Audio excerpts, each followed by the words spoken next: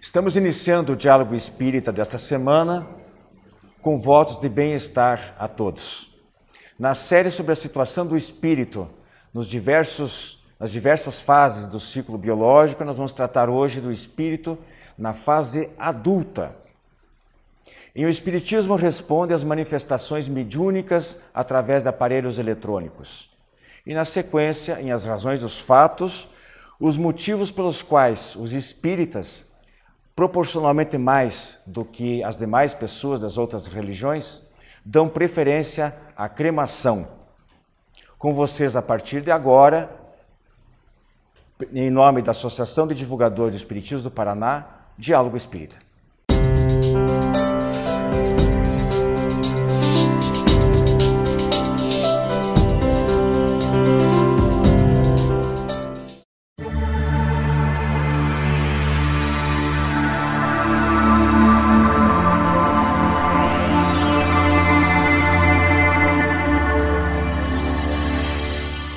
Meus amigos, estamos iniciando o tema livre de hoje. Eu estou aqui na presença do nosso companheiro Jaime Nunes e o Gilberto Luiz Tomasi e vamos discutir juntos alguns aspectos sobre o espírito, a alma reencarnada na fase adulta. E eu queria colocar para vocês aí, de início, para os seus comentários, exatamente isso aí, a fase da maturidade, né?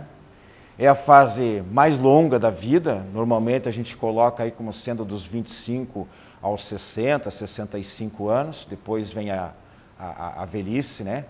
A idade, a terceira idade. E normalmente é a fase também mais profícua, onde se concentra praticamente todos os projetos de vida, são desdobrados, são trabalhados aí nessa fase, né, Jaime? Exatamente. Nós vamos numa sequência e vai chegar o momento em que nós temos que definir a nossa vida em alguns aspectos, né?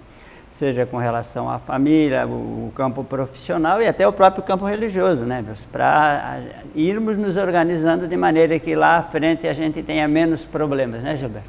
E é um complemento, como nós falamos em programas anteriores, né? Daquela base que vem lá da infância, se estruturando na infância, na pré-adolescência, na adolescência, na fase adulta, para chegar depois lá no final dessa encarnação aqui, estabilizado, pelo menos em termos, essa é a necessidade de todos. Com maturidade. Aí é que está, mas essa maturidade ela vai estar no ponto ideal em função daquilo que a gente vem vindo nessa escada, né? Nessa escala de conhecimentos, de aprendizado, de evolução, seja lá como queira, né, Luiz? Pois é, Jaime, a constituição da família e estabilização afetiva, eu gostaria que você comentasse um pouquinho sobre a importância disso aí, porque é nessa fase que geralmente, em uns casos mais tarde, outros nem casam, não há às vezes união, mas estamos falando de união do modo geral, né? Não necessariamente o casamento de papel passado, mas as uniões afetivas, constituição de família, filhos, e daí, não sei, eu gostaria que você comentasse alguma coisa em cima disso. A família é algo que também nós precisamos, além do planejamento que existe lá no lado espiritual, né? No plano espiritual, nós também temos que reforçar aqui essa constituição da família e primeiramente você vai encontrar na busca da tua companheira ideal e junto com ela ir idealizando aquela organização familiar e sempre inicialmente buscando a questão material. Então nós trabalhamos muito uma coisa que podemos chamar de enxoval material, né? Você se preocupa muito em se organizar em termos de casa, de conforto e bem-estar, mas uma reunião, um matrimônio, casamento, ele tem outros valores onde ele vai precisar de um outro tipo de enxoval, que é o enxoval moral e espiritual, que seja o respeito, a responsabilidade, o compromisso, o amor, todas essas qualidades que realmente vão fortalecer a família no item principal, né? E é interessante, amigos Wilson, Jaime, a estabilização da família, porque nós aqui, nós três, nós já estamos num patamar que os filhos já não estão mais conosco, né? Eles tomam o rumo. Então, se nós não tivermos uma estabilização ideal ou próxima do ideal nessa fase, quando nós ficarmos na idade que nós estamos sozinhos, os filhos já tomaram o seu rumo. E dependendo dessa situação, nem visita de filhos nós vamos ter, acontece muito isso.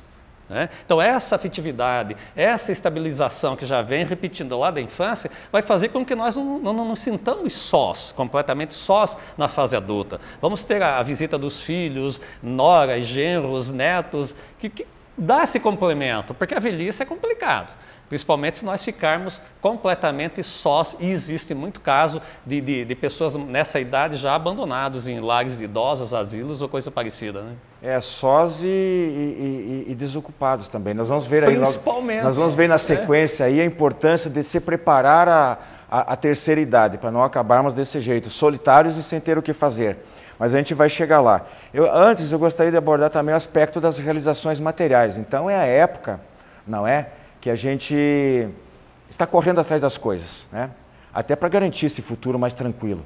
Mas será que como espíritas, ou como espíritos, não digo nem como espíritas, mas como espíritos, será que nós sabemos fazer isso? Equilibrar a nossa vida, não trabalhar demais, mas também não sermos não ficarmos no ócio, não nos estressarmos, não estragarmos a saúde, né, com futilidades.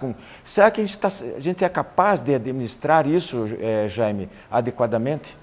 Ter esse equilíbrio é difícil, porque a parte material nos faz acelerar o ritmo, né, Wilson e Gilberto? Então, às vezes você acaba esquecendo que o teu instrumento de trabalho, que é o corpo, ele precisa também do seu descanso, do seu lazer, e nós esquecemos disso. E há muitos profissionais que depois adoecem, tendo problemas sérios por esse descuido. Então, nós temos que buscar também aliar a parte do trabalho com a parte que você tenha também, fuja dessa situação, dessa pressão, e tenha o teu momento de descanso, o teu momento dedicado à família, uma atividade esportiva, enfim, tudo aquilo que fortalece o nosso organismo. Porque a realização material, eu entendo também que para você poder viver depois da velhice é o necessário para você sobreviver. E como o Jaime falou, às vezes as pessoas esquecem da família, esquecem do mundo para ter muito, mas muito mesmo, e que não vai saber nem tirar proveito depois, né?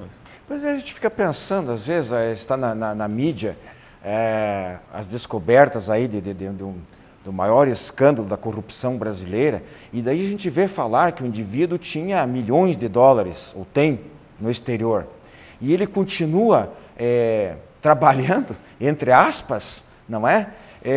E querendo sempre mais. Eu fico me perguntando, mas ele nem que fizesse uma força inacreditável, ele não conseguiria, talvez nem em 5 reencarnações, gastar isso tudo, né? Então, para que ele continua trabalhando, em primeiro lugar, trabalhando pressupondo que fosse de uma maneira honesta, e principalmente lesando terceiros e o patrimônio e o país, por uma coisa que ele não vai usar. Mas olhe que velhice ele vai ter, provavelmente preso, né? Ou se não preso, respondendo o processo por resto da vida, a família não vai poder usufruir desses bens que ele conseguiu trabalhando. Então, para que tudo isso, né? Então, eu acho que não existe aí um equilíbrio entre você ter o necessário para sobreviver e querer ter muito e que não vai poder usufruir, às vezes, como o Wilson falou, conseguido aí de formas não meritórias, né, Paulo? Mas dentro dessa sequência ocorrem também fatos que você, nas relações com as pessoas, você vai descobrindo que a nossa omissão, lá às vezes como pais, as consequências que vêm para o futuro. Eu, há dias atrás, num grupo de estudos, eu encontrei um senhor lá que ele agora está desesperado, porque ele é avô e o filho está preso, e os netos estão com ele. Aí eu assim perguntei como é que foi o início da formação da tua família. Ele disse, olha, já não sei, eu tenho até vergonha de responder, porque eu fui descuidado com os meus filhos, e aí estão todas as consequências. E eu, para cuidar dos meus netos, hoje é uma dificuldade muito grande também, né? Porque eles têm outro tipo de formação, outra compreensão, e são netos. O filho é uma forma de você né, te impor, mas o neto você já fica meio preso à condição e à situação. Então, é cuidado que nós temos que ter, e isso aí vai desde o início da formação familiar. Agora, Gilberto, essa fase adulta aí também a gente vê do ponto de vista espiritual, que é a época da sedimentação da personalidade. Quer dizer, ela veio lá nós já vamos repetindo aí várias vezes, né? Desde a gestação, a infância, a adolescência, a juventude. Nessa fase, ele é totalmente, retomou posse de todas as suas faculdades, está em uma fase de desenvolvimento de outras faculdades, talvez, né? Já virando o cabo da boa esperança, né? Nesta reencarnação, como a gente costuma dizer, mas é o momento dele tomar o rumo definitivo da vida. Se ele não, dificilmente vai sofrer uma guinada tão grande depois dessa época, né? De forma alguma, até porque chega num momento da acomodação já, ou porque já conseguiu, ou porque não conseguiu e, bom, deixa como está para ver como fica. Então, por isso que é importante você vir, como eu falei, nessa escala evolutiva, porque senão realmente vai chegar num determinado momento que não vai ter mais forças para tentar alguma coisa, já não vai ter mais condições de organismo, pode estar doente, enfim. E nós espíritas, nessa idade que nós estamos, nós começamos a nos questionar exatamente isso. O que eu deixei de fazer, ou por que eu não fiz? Então vai aqui até, não sei se esse é o termo, um conselho, sei lá, para quem está nos assistindo, espírita ou não espírita, pensa nisso, né, Wilson? Pensa que tem que começar lá na educação dos filhos, depois na juventude, se cuidar, se preparar para chegar bem nessa fase, porque é uma fase muito complicada. E eu vejo os meus pais hoje, com 90 anos de idade, né, e que estão lá, como eu falei, não estão sozinhos, porque os filhos vão visitar, mas sem perspectivas. Esperando, como diz o Wilson, dobrar o cabo da boa esperança. Então, é muito, muito complicado isso. Tem que haver um preparo até mesmo espiritual, porque senão chega numa fase da vida que não sabe mais o que pensar, a não ser esperar a morte. É por isso, né? Tem pensamento aqui que enquadra-se bem no que a gente está comentando. O envelhecimento não está nas rugas nem na falta de forças físicas, mas no vazio de ideais. Pois é, eu justamente queria que você falasse sobre isso aí. Ele falou da parte espiritual, de um alicerce e tal. E é a época também de cumprimento da maior parcela dos nossos compromissos realizados lá no plano espiritual, nosso planejamento reencarnatório. Inclui ali as coisas que a gente já falou, nosso desenvolvimento profissional, nossa realização profissional, às vezes como um grande contributo social, né? Porque a gente não tem profissão só para ganhar dinheiro, para nossa subsistência. A gente dá uma parcela, esse nosso trabalho contribui e deve contribuir para o bem-estar social, né? Em todos os sentidos, seja um trabalho material ou intelectual, a gente está contribuindo com a sociedade, com o bem-estar da sociedade. Mas é a época da criação dos filhos, etc. Mas também a gente não pode relegar desde essa época preocupação com a nossa ação social, de um trabalho voluntário, a nossa participação na nossa religião, a prática de religiosidade, não é? Exatamente, e todas as casas espíritas trabalham, destacando essa questão do trabalho voluntário, né? Onde você tem muitas e muitas atividades que você pode participar, seja em asilo, orfanato, visita a hospitais, presídio.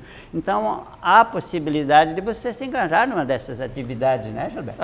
Até porque dizem alguns que depois que se aposentam, entram em depressão. Não, já entendo, depois de tanto tempo trabalhando, aqueles compromissos, mas há uma válvula de escape, então, né? Se engajar em alguma coisa, na religiosidade, num trabalho voluntário, fazer algo de bom, em função, como o Wilson falou, daquilo que você fez durante a vida toda. Na tua profissão sempre tem alguma coisinha que você pode passar para alguém, né? Geralmente um centro espírita, por exemplo, ele precisa de um contador, precisa de um administrador, precisa de médico, de psicólogo para a parte de assistência social, às vezes precisa de alguém que entenda de engenharia para fazer uma reforma, um arquiteto. Então, praticamente todas as profissões, elas são úteis. Eu estou falando apenas do centro espírita, mas pode fazer em qualquer instituição, né? Coordenar equipes de trabalho, de voluntários para melhorar sem ser remunerado uma série de situações, né? As casas têm esses cursos, né? São várias atividades onde aquele que tem melhores condições pode participar. Outro ganho que eu acho importante é a questão da amizade. Todo grupo que tu consegue participar com ele, se envolver, já existem pesquisas que amigos fazem bem à saúde, quer dizer, não precisamos nem de médico, é saber conviver e através desses amigos, das energias, do prazer desses encontros, dos abraços que a gente recebe, tudo isso são benefícios que vão fortalecer, às vezes, o organismo meio debilitado, mas que você ali encontra forças ou recarrega as baterias também, né, Gilberto? E o importante também, né, nessa fase é estar consciente, tranquilo, que cumpriu uma etapa. Porque é uma etapa. É uma etapa, né? Paciência, cumpri, meu tempo deu, cheguei numa idade, vou desencarnar, vou reencarnar novamente e estar consciente disso. Agora, para poder estar consciente disso, tem todo um trabalho a ser desenvolvido durante toda essa trajetória, né? E a doutrina espírita nos mostra os caminhos a serem seguidos para que consigamos chegar bem nessa fase da vida, então. Pois é, eu acho que é importante isso aí, que a pessoa saiba administrar com sabedoria, né? É uma arte, o bem viver é uma arte, né? E ele tem que sempre levar em consideração que os valores do espírito estão acima dos valores materiais. Então é justo, a gente sempre fala aqui, cuidados com a beleza, com a aparência física, com a aquisição de bens, o conforto material, todos esses aspectos, realização profissional, né? Fazer cursos, ter o seu diploma universitário, PhD, mestrado, não sei o que. Mas chega um momento que tem que dar um tempo nessas coisas e pensar que ele não vai ficar aqui para semente. Exatamente. Então, de repente, ele faz tudo isso, mas o que ele vai levar? E o Evangelho, bem claro, segundo o Espiritismo, bem claro a respeito daquela colocação. Ninguém vai perguntar do lado de lá que títulos você teve, quanta riqueza você acumulou, mas o que você fez. Né? O que você fez de bem, as suas obras. E quanto você participa e atua, também você leva vantagem, porque tem essa disposição. Nós não podemos deixar enrugar o espírito. O corpo vai enrugar, né? Mas o espírito ele tem que estar sempre jovem e disposto, porque ele tem campo enorme para participar e colaborar com Deus na criação. Muito bem, meus irmãos, nosso tema livre de hoje fica por aqui. Até a nossa próxima semana, mas continua nosso programa ainda hoje. Até a próxima. Revista Ser Espírita, o Espiritismo sintonizado ao século XXI. Os princípios fundamentais da doutrina espírita sob a ótica da filosofia, ciência e religião. Revista Ser Espírita, um novo olhar sobre a vida. Para adquirir as edições avulsas e encadernadas, visite o site www.serespirita.org.br.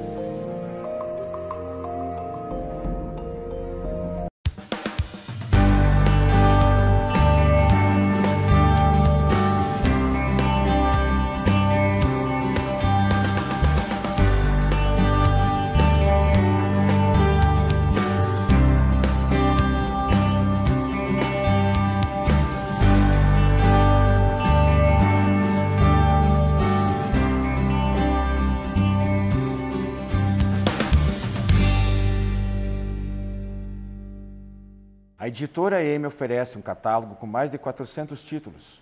São romances, contos, biografias, livros de mensagens e estudos infanto-juvenis, filosóficos e científicos, tudo sob o enfoque da doutrina espírita. Um desses últimos lançamentos é Os Bosques, de Joana Tel, pela psicografia de Guaraci de Lima Silveira, voltado principalmente para o público jovem, à procura de respostas para os inúmeros conflitos presentes nesta fase da vida.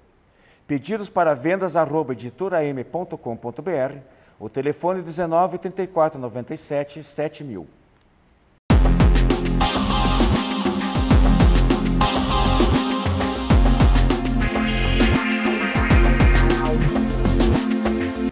No Espiritismo Responde de hoje, nos encaminharam a seguinte questão. Nós sabemos acreditamos que os espíritos se comunicam através dos médiuns. Mas, atualmente, se ouve falar que os espíritos podem se comunicar por aparelhos eletrônicos, por gravadores, computadores, secretárias eletrônicas, por telefones. Isso é possível? Como é que se explica uma coisa dessas? Bom, nós sabemos que a mediunidade é um dom natural do ser humano. Todos nós temos algum grau de mediunidade. Captamos pensamentos alheios, temos intuições, temos percepções. Algumas pessoas têm um grau de mediunidade maior. Elas conseguem psicografar, dar comunicações verbais pela psicofonia. Entretanto, como funciona a mediunidade e a comunicação através de aparelho eletrônico? Parece novidade? Não é. Desde a China antiga, há milhares de anos atrás, nós já tínhamos uma espécie de transcomunicação instrumental. Eles usavam uma forquilhinha de madeira, segura por duas pessoas, uma segurava em cada haste. A ponta da forquilha escrevia os caracteres chineses numa caixa de areia. E eles obtinham comunicação com os espíritos assim. Às vezes eles prendiam um pincel com tinta na ponta dessa forquilha, as duas pessoas seguravam e os caracteres eram traçados em pergaminho, depois em papel. E eles já se comunicavam com os chamados mortos, que são muito vivos, né? Estão conosco dessa forma. Pitágoras, na antiguidade, ficou muito conhecido porque usava uma espécie de mesa mística, que era uma espécie de mesa girante com rodíziozinhos, com umas rodinhas, e que ele conseguia obter comunicação com os espíritos, indicando naturalmente as letras, compondo uma por uma as palavras e obtendo respostas para as suas questões. Depois de Pitágoras, entre numerosas pessoas, nós temos notícias de Tertuliano, um doutor da igreja, que consultava também uma espécie de mesa para obter respostas, indicando as letras, as suas questões existenciais. Transcomunicação, portanto, ou comunicação através de instrumentos, não é novidade. A própria doutrina espírita, ela surgiu, foi codificada, quando os espíritos começaram a se comunicar, produzindo ruídos, indicando letras, com as mesas girantes. A codificação espírita foi obtida através de comunicações obtidas inicialmente com lápis fixado numa prancheta, segura por algumas meninas. Atualmente, nós tivemos, há anos atrás já, o desenvolvimento do assunto. Por exemplo, ficou famoso um caso na Universidade de Física, no curso de Física Experimental da Universidade de Milão, na Itália. Padre Gemelli e Ernetti estavam gravando os sons e estavam rompendo os fios do gravador que era usado naquele tempo, e era muito difícil consertar. Quando rompeu, de repente, o Padre Gemelli falou: "Ah, papai, me ajude", como ele dizia sempre. Quando foram ouvir a gravação, estava lá ao fundo: "Claro que ajudo, estou sempre com você, meu filho". Depois ainda brincou com ele: "Estou sempre aqui, seu bobão". E essas gravações ficaram famosas. Um padre católico, padre François Brune, amigo pessoal deles, é que relata. Aliás, foi num curso, salvo engano, desse padre François Brune, que Sônia Rinaldi, uma famosa pesquisadora do assunto no Brasil, começou as suas experiências. Hoje nós temos pessoas, instituições dedicadas a isso. Tivemos já registro de experiências feitas por gravação em aparelhos de televisão, com algumas imagens. Sônia Rinaldi se dedica especialmente ao atendimento, treinamento de outras pessoas e atendimento de pais que perderam os filhos, ensinando como obter esse tipo de comunicação. O que é importante lembrar é que é muito frequente nesse tipo de comunicação que na presença de algumas pessoas elas se dão mais facilmente e na ausência delas quase não ocorre. O que nos leva a pressupor que algum tipo de energia física dos médiuns, tal como na comunicação de efeitos físicos, é utilizada para gravar aqueles sons nos aparelhos. Importante lembrar também que, como em toda forma de mediunidade, a intenção, o método, a seriedade de quem pesquisa é que atraem um tipo de influência espiritual desejada.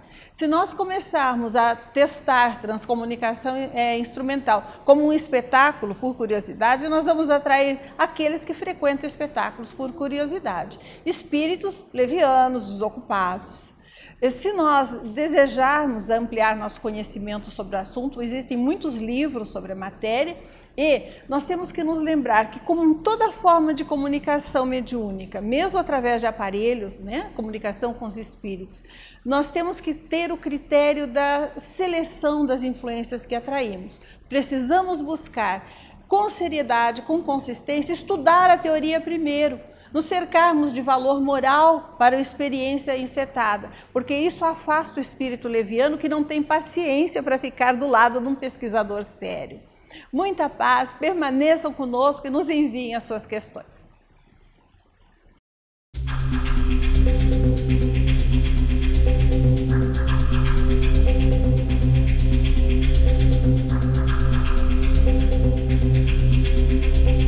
Nós vamos falar hoje, em Razões dos Fatos, sobre a cremação.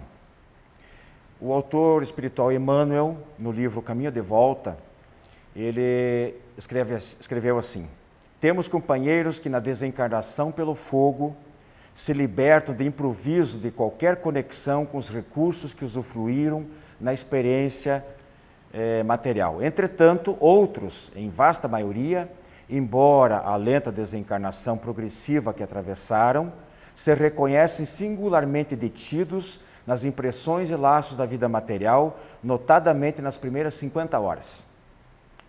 É claro que aqui ele está se referindo a quem, infelizmente, acidentalmente, ele desencarnou através do fogo, não da cremação, que é algo mais específico que nós queremos tratar aqui. De qualquer forma, há outras citações do próprio Emmanuel, do próprio Chico Xavier no Pinga Fogo, de André Luiz e talvez outros autores que falam um período de 48 a 72 horas após a morte, a cessação do funcionamento dos órgãos, especialmente coração e cérebro, para que o espírito se liberte totalmente do corpo físico. E aí entra o problema da cremação. Cremar ou não cremar? Por que os espíritas são mais favoráveis? Muito bem, pode haver realmente um choque emocional forte, né? E o indivíduo passar até medo, especialmente se ele acreditava na existência do inferno. Porque aí ele vai ver o corpo queimando, às vezes ele não conseguiu se desembaraçar totalmente do corpo, está ali assistindo aquela situação. Mas nós temos que lembrar também que, no caso da inumação, quando o corpo é enterrado, pode acontecer a mesma coisa. Porque ele vai estar dentro do caixão, o corpo dele, fechado, já passando pelo estado de putrefação, os vermes estão atacando e ele pode sentir os reflexos também dessa situação. Então, cremação e inumação, meus amigos, faz pouca diferença aí, né? Então, esse argumento aí a gente poderia derrubá-lo logo. Naturalmente que sofrem mais os espíritos muito apegados à matéria, aqueles que viveram mais pelos sentidos físicos, pelos prazeres materiais, da comida, do sexo, de tudo que envolve as coisas mais relativas ao corpo, né? Para vocês terem uma ideia, alguns países, na França, em 1975, só 0,4% adotavam a cremação, mas agora, hoje, são 30%. No Japão, 99,8% adotam a cremação. Hong Kong, 86%, Estados Unidos, 32%, na Suíça também 99%, Inglaterra, 70%, Dinamarca, 73%, Alemanha, 35%, e a Itália, que é um país católico, é um pouco mais... são mais conservadores, apenas 8,5%. Espanha, 19,3%. No Brasil, apenas 5%. Apenas 5%. Mas está aumentando. A cremação é uma prática milenar, né? No Oriente é comum. Os protestantes têm taxas mais elevadas, porque eles acham que eles têm uma visão um pouco diferente. Alguns segmentos, em relação à ressurreição do corpo, eles pensam um pouco diferente. Eles sabem que esse corpo não tem como ressurgir, porque vai se desintegrar. Eles têm uma visão um pouco diferente em relação a isso aí. A Igreja Ortodoxa proíbe, os adventistas e presbiterianos também. Os hindus e budistas esperam também 3 a 4 dias. A cremação, ela é mais simples, ela é mais econômica e mais higiênica. Tanto para a saúde pública, para a sociedade, porque não precisa grandes áreas para cemitérios, evita a contaminação do solo, mas também para os familiares, porque tem menos gastos com a compra e manutenção do terreno, depois com o túmulo, a sepultura, tem que pagar aquelas anuidades, fazer limpeza, etc, etc. A cremação fez uma vez só, resolve o que fazer com as cinzas e fica por aí, né? Agora, nós temos que entender também que há uma diferença entre morte e desencarnação. A morte é a cessação do funcionamento dos órgãos vitais. A desencarnação é o total rompimento dos laços do perispírito, que é aquele corpo fluídico, energético, do corpo, que ele demora mais tempo, às vezes leva semanas, meses, né? Então, muitas vezes, o alto grau de afinidade da alma com o corpo, os hábitos terrenos, como nós falamos, vícios cultivados durante muito tempo, impedem essa libertação.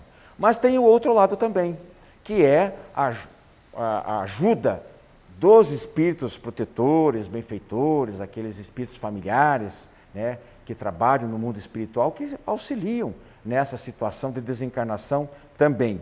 E a própria vontade do espírito de se libertar, isso conta bastante.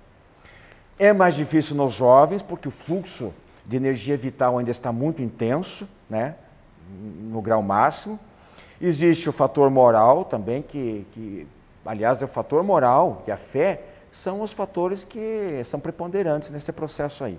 Então, de qualquer maneira, o ideal é que esse assunto seja tratado no âmbito familiar, que não só envolvendo os mais velhos, os pais, avós, tios, mas os mais jovens também, que numa situação lamentável que ninguém deseja, de uma morte precoce, de uma criança ou mesmo de um jovem, saiba-se o que fazer. Isso tanto vale para a cremação como em relação à doação de órgãos. Então é preciso que nós quebremos o tabu de não se falar na morte. É uma coisa tão natural quanto nascer.